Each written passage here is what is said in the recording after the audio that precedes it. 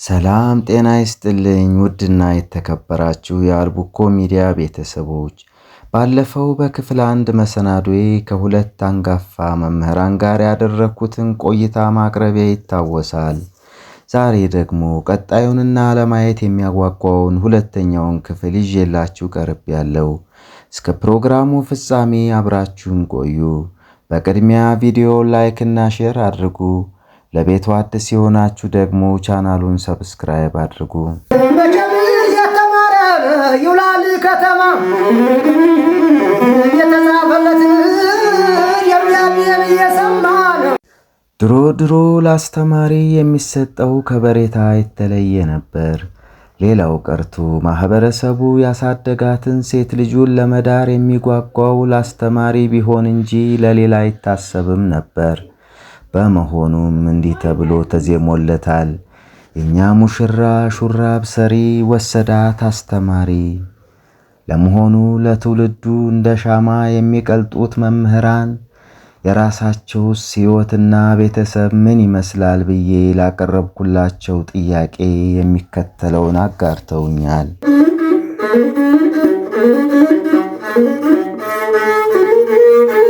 የዛን ጊዜ ጋብቻው ትምህርት ቤት ተማሪና ከተባለች በተለይ በጣም እንደው እንዴት ገባች፣ በጣም አዋቂ ናት፣ የጥሩ ተወላጅ ናት፣ የባላባት ልጅ ናት ነው የሚባለው። ከዛ ቤተሰብ ይላካል፣ ቤተሰብ ይፈቀዳል። ሙሽራና ሙሽራ በምንም ተአምር አይገናኙም፣ በቤተሰብ ነው የሚያልቀው። ከዛ በኋላ ጉዳዩ ማንኛውም ነገር በቤተሰብ ያልቃል። ሁለት አይነት ነው አካሄዱ። አንደኛው የደረሰች ልጅ ከሆነች የሰርጉ ሰዓት ከተባለ በኋላ የሚወስዳትና ያው አስፈላጊውን የሚፈጽመው ነው። ሁለተኛው ደግሞ በማደጎ አባቱ ካለ ለአባቱ ይሰጣል። በማደጎ ሰውየው እዛው ያሳድጋል። ካሳደገ በኋላ መጨረሻው እዛው ሚስቱ አድርጎ ያስቀራል። የዛ አይነት አካሄድ ነበር የነበረው። ትዳር እንግዲህ ቀደም ብዬ የመጀመሪያ ከሀገሬ ያገባኋት ልጅ ነበረች። እሷ በአጋጣሚ በ1976 ዓመተ ምህረት በወሊድ ምክንያት ሞተች።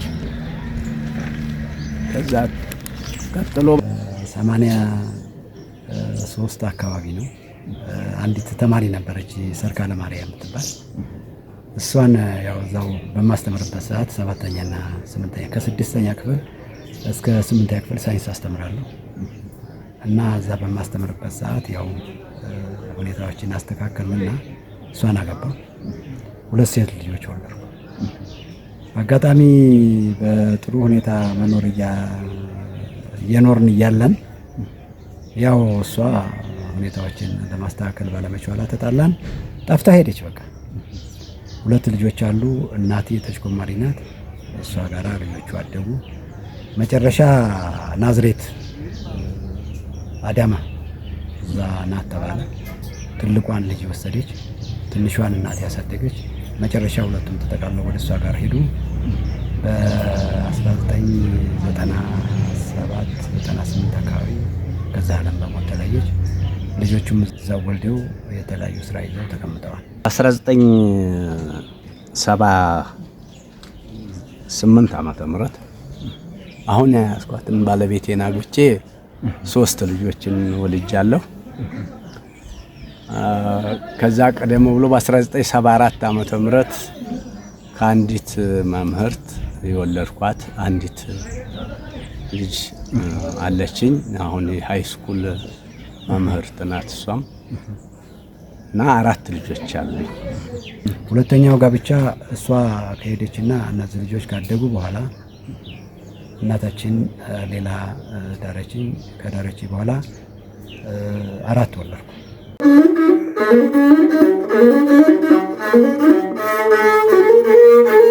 ትልቅ ደሞዝ ተብሎ በድጎማ መልክ ስለሆነ የተቀጠርነው 85 ብር ነው። 85 ብር ነበረ። ያቺ 85 ብር 10 ብር የጡረታ ተብሎ ይቀነሳል። 75 ብር ነው በየአመቱ። ይገርማቸዋል። ያን 75 ብር 10 ወር ሙሉ አኑረን ስንሄድ አንድ ቀይ ሸራ ጫማ አለ ያን ቀይ ሸራ ጫማ ነው እንደ ትልቅ ነገር አድርገን የምንገዛው። ትልቁም እሱ ነው የሚያስደስተው፣ አዲሳችንም ነው ላይ የመጀመሪያ ደሞዜ 230 ናት። የእናት ሀገር ጥሪ ምን እየተባለ እየተቆረጠች የተጣራች 182 ብር ናት የምትደርሰኝ ነበረ። ይቺ በጋ ብር 50 ነው። ጠቢው ያን በቆዳን ሰጠዋል። ስጋው ደግሞ በአንድ ጊዜ ተቀቅሎ በቃ ጎረቤት አካባቢው ገበሬው ይጠራለን፣ አንድ ላይ ነው የምንበላው። 182 ብር ግን ስጋ ሳይለየኝ የምበላው ሌላው የሚፈጨው እህል ይሄ እንተውና ስጋ ሳይለይ እንቁላል ሳይለይ በከፍተኛ ደረጃ ነበር እንትን የምንለው የምንመገበው። መጠጥ ቢራ 35 ሳንቲም ነበር፣ አረቄ 10 ሳንቲም ነበር። እየተወደደ ጠርሙሱ 50 ሳንቲም ሆነ። በኋላ ጠጅ በአንድ ብር 10 ነው። በአንድ ብር 37 እንቁላል በሚገዛ ጊዜ 50 እንቁላል ይዛ የመጣች ሻጭ 13 እንቁላል ሲመለስ እኔ ምን አደርገዋለሁ ይሄን እንግዲህ ውሰዱት እንጂ ብላ ትታው የምትሄድበት ዘመን ላይ ነበር። በ10 ብር በ5 ብር በ7 ብር ቆዳ ምላሽም ተቆዳም ትርፍ አግኝተን ስጋ እንበላ እንመገብ ነበር። ማርና ቅቤ፣ እንቁላል፣ ዶሮ የሚገዛም የለም። እንቁላል መግዛት ነውር ነው።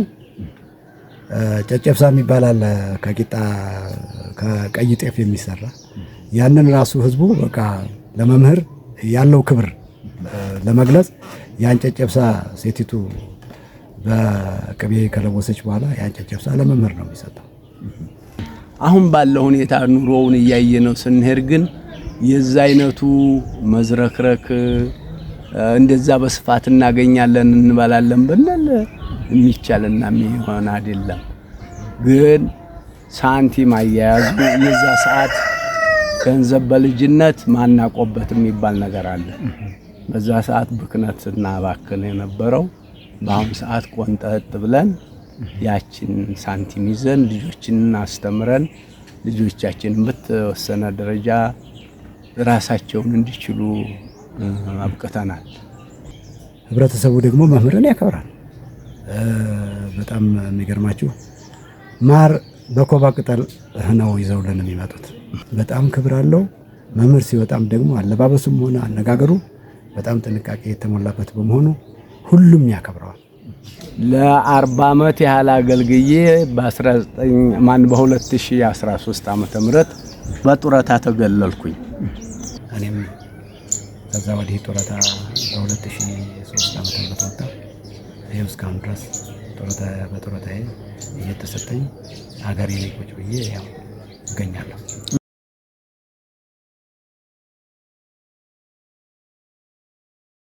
ቀጣይ ላለው ትውልድ የምታስተላልፈው መልእክት ምንድን ነው ጋሽ? ቀጣይ ላለው ትውልድ የማስተላልፈው ጠንክሮ መማር መቻል አለበት።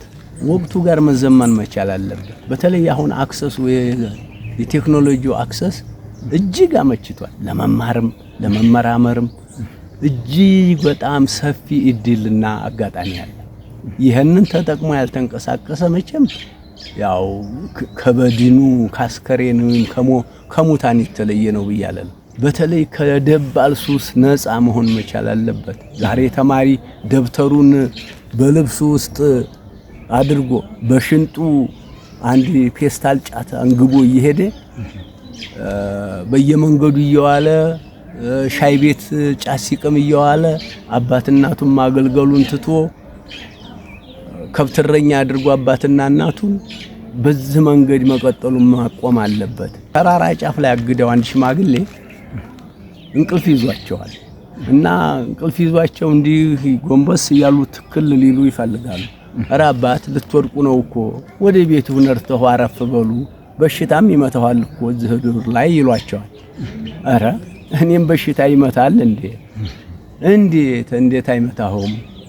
ልጅ ሻይ ቤት ቁጭ እየቃመ ዱዓ እያረገልኝ እኔም በሽታ ይመታል እንዳሉ። ይሄ ማለት ሰውየው አሁን ልጁ እውነት ዱዓ እያረገላቸው ጸሎት እያረገላቸው ለሳቸው ህይወት እያሰበ አይደለም። ልጄ ባልጎ እኔን እረኛ አድርጎኛል ብለው ብሽቀታቸውንና ሀዘናቸውን እየገለጹ ነው ያለው። የእናንተ ትውልድ ወረዳም ሀገርም ክልልም መሆን የቻለ አካል እንደሆነ በተግባር ያሳያችሁበት ጊዜ ነው። ቀሪ ዘመንህ ያማረ በጤና ከልጆች ጋር ከቤተሰብ ጋር የምትኖርበት ጊዜ እንዲሆንልህ እመኛለሁኝ። ጥሬን አክብረህ እዚህ ድረስ ስለተገኘ ከልብ ነው የማመሰግነው። እናንተም ጠርታችሁ ይህንን ነገር በትክክል ሳይንሳዊ ዘዴዎች እንዲይዝ ያደረጋችሁኝ ልጆቼን አመሰግናለሁ።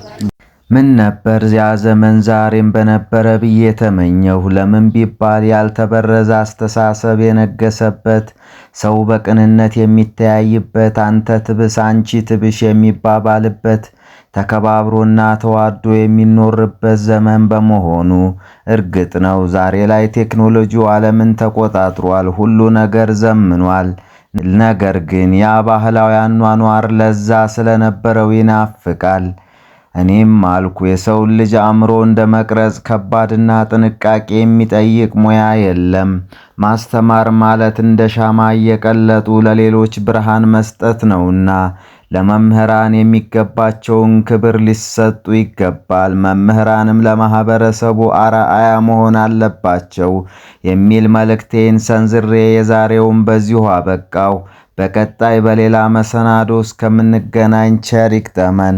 የአልቡኮ ሚዲያ በየጊዜው እያዘጋጀ የሚያቀርባቸው መሰናዶዎች ቶሎ እንዲደርሷችሁ የደውል ምልክቷን ተጫኑ።